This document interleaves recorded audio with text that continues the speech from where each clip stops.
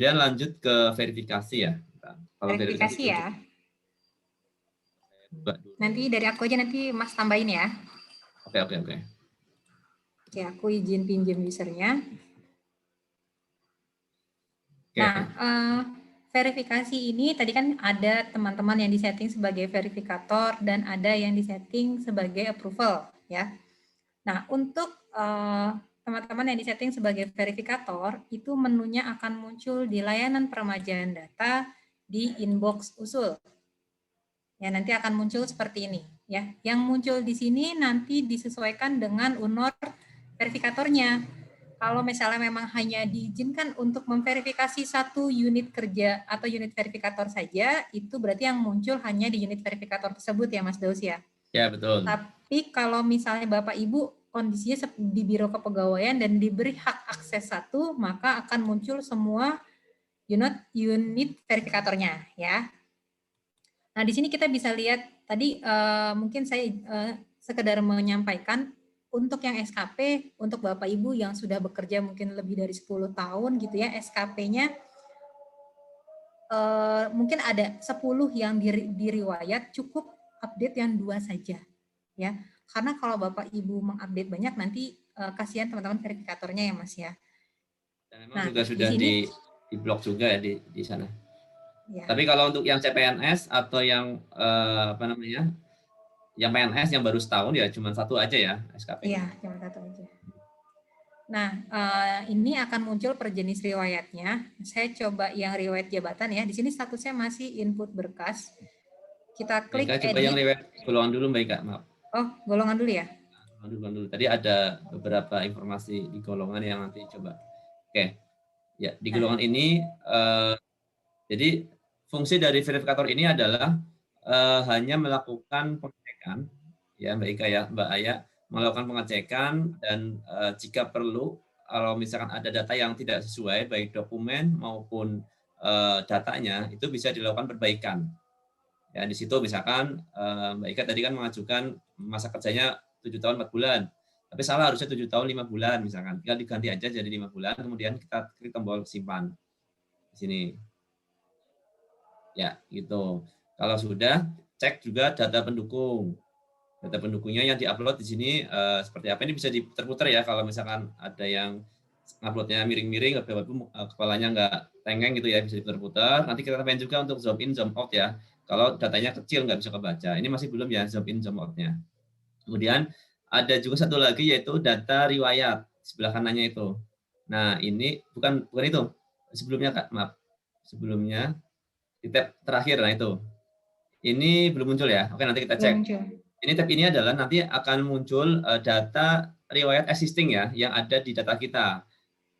Jadi ini sebagai data pembanding, sebagai semacam kayak, kalau tadi Mbak Ika coba lihat ke edit data, itu kan mengajukan golongan berapa tadi? 3C gitu ya.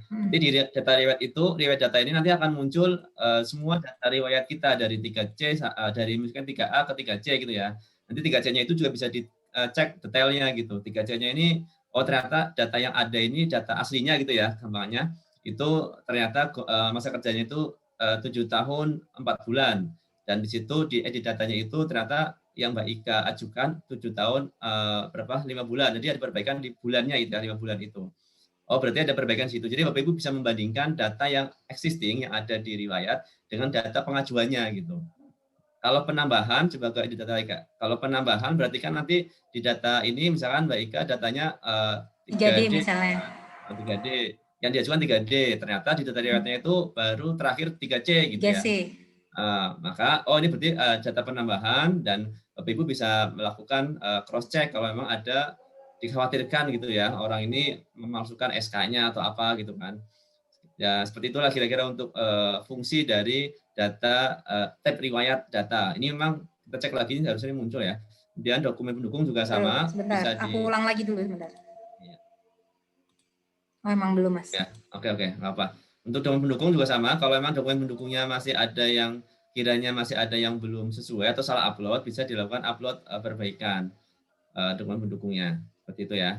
Ini tugas verifikator seperti itu untuk kita sebut sebagai ini ya, input detail. Ini step 3. Jadi Bapak Ibu juga perlu tahu juga nih terkait dengan nanti ke depan kalau Bapak Ibu melakukan penginputan datanya melalui permajaan data di SISN. Jadi sumber data itu ada dua sementara ini ya, dari MySAPK yaitu inputan dari ASN, kemudian dari operator atau petugas yang memiliki akses ke permajaan data SISN. Makanya di sini tuh sebenarnya stepnya udah step 3 ya, artinya step 1 2-nya ini udah dilakukan, udah dilalui dan dilakukan oleh PNS-nya langsung gitu. Tapi nanti kalau kita ngomongin permajaan data di SISN, nanti kita mulai dari awal, dari cari NIP, pilih prosedur dan lain-lain. Nanti akan juga ke input detail atau step 3 namanya kita. Nanti kita akan ada training sendiri ya Pak Ika ya, fintech Ya, sendiri untuk permajaan data. Tapi ini sebagai titik temu di sini input detail. Jadi bisa jadi sumber data dari inputan di permajaan data oleh Biro SDM misalkan, ada juga yang masuk melalui MySAPK gitu. Sumbernya ada 2 dan satu lagi nanti kalau sudah ada Simpeknas bisa ada 3 gitu kan sumber datanya. Jadi ini akan ada banyak sumber data nanti nggak cuma dari MySAPK tapi juga dari permajaan data di SISN maupun dari Simpek atau Simpeknas. Kemudian kalau ini hanya informasi aja ya biar Bapak Ibu paham terkait dengan sumber data. Dan selanjutnya, nah di sini adalah ringkasan ya, ringkasan step 4 ya, kita sebut sebagai verifikasi data, ringkasan data yang sudah di entry, barangkali dicek kembali ya untuk ringkasannya, kemudian data dukungnya apa, bisa dicek juga di sini SKP-nya, bisa dilihat secara detail lagi. Ini hanya fungsi pengecekan aja ya, secara verifikasi.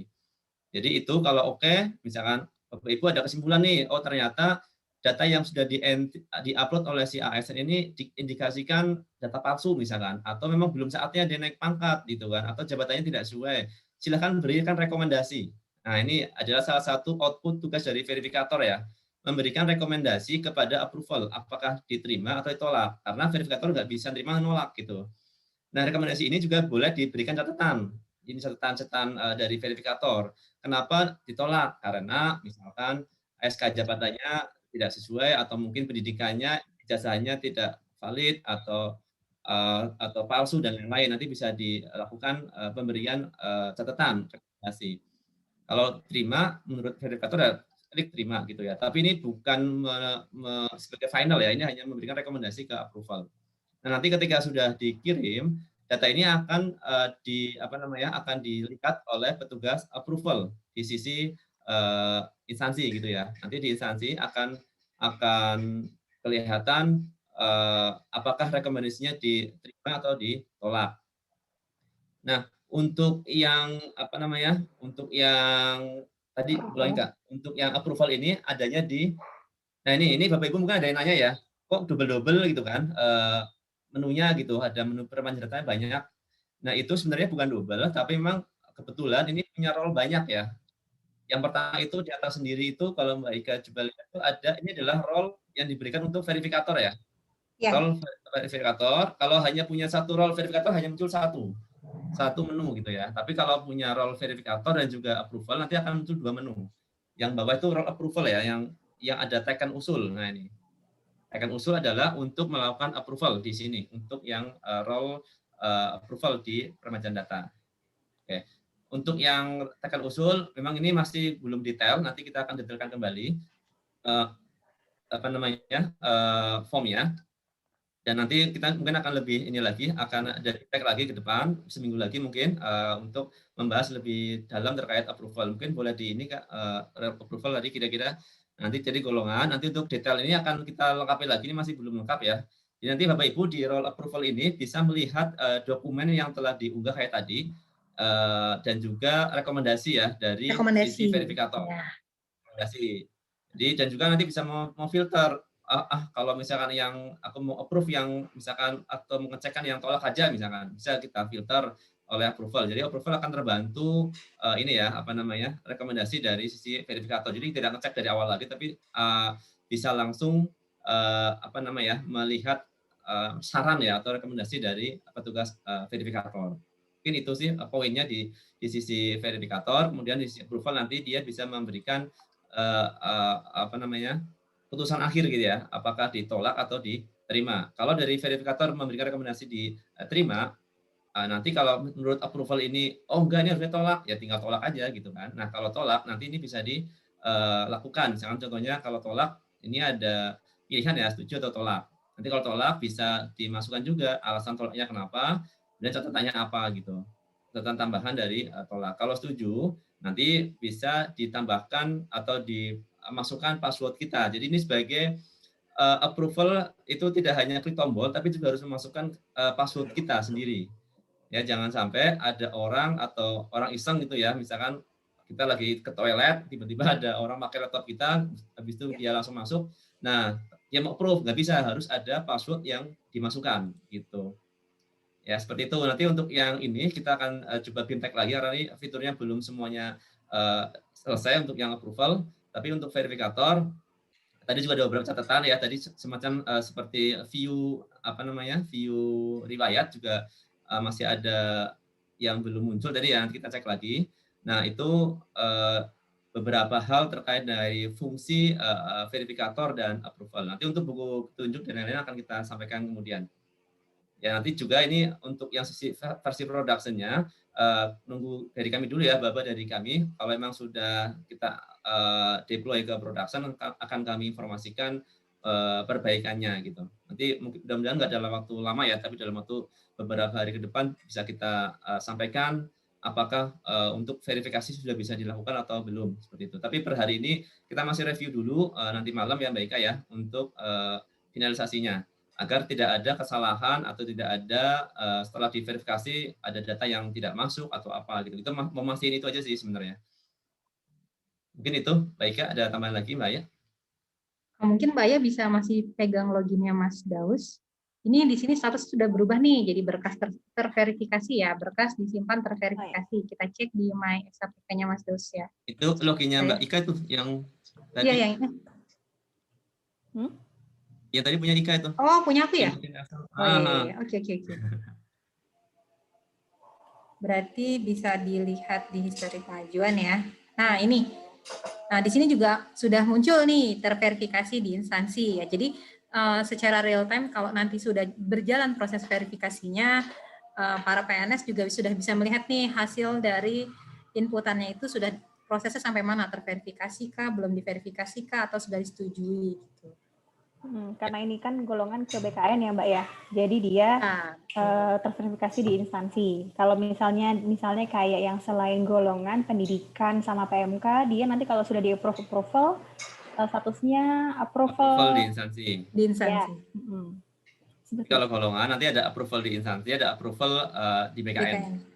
Ya, seperti itu. Jadi stepnya masih ke step BKN. Jadi minggu depan kita akan coba bimtek lagi untuk petugas approval ya. Jadi mungkin ini aja apa namanya, kita bertahap ya untuk fiturnya, baru yang verifikasi dulu minggu ini, nanti minggu depan kita akan bimtek lagi untuk yang approval. Sebenarnya nggak sulit ya, tadi hanya itu aja, hanya beberapa view aja yang nanti akan kita sempurnakan ya, biar lebih informatif pelaksanaannya, implementasi untuk para petugas approval maupun verifikator. Jika telah di-approve dari approval, nanti kalau untuk kayak riwayat jabatan atau yang kemenangan instansi, itu bisa langsung kelihatan ya di MySAPK. Seperti itu. Mungkin itu untuk terkait dengan verifikasi. Nanti juga informasi juga terkait dengan aplikasi MySAPK Android juga sedang ongoing ya, mudah-mudahan dalam waktu dekat juga bisa rilis versi Android-nya. Nanti kalau versi Android sudah rilis, nanti bisa enak tuh mendapatkan push notification ya dari MySAPK dari Android gitu. Jadi ada muncul push-nya. Jadi akan kelihatan nanti kalau yang sudah terverifikasi bisa kita dapatkan informasi notifnya dari Android gitu. Tapi ini masih kita checking akhir ya, finishing untuk bisa rilis ke Play Store. Mungkin itu.